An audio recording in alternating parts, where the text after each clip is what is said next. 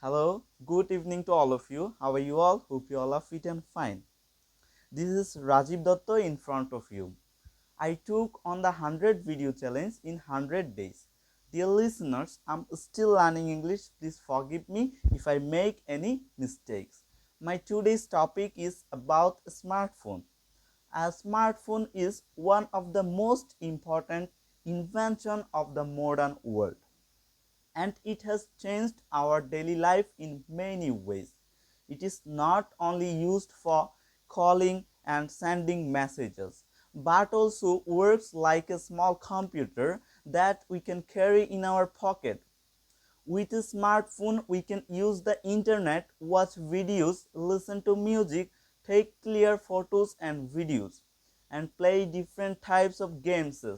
For students, smartphones are very helpful because they can attend online classes, read ebooks, use learning apps, and search for information anytime.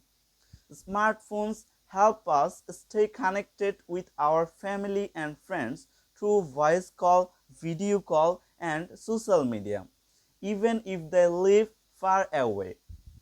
They also make our daily life easier by helping us find direction with GPS, order food, book tickets, shop online, and pay bills and do online banking.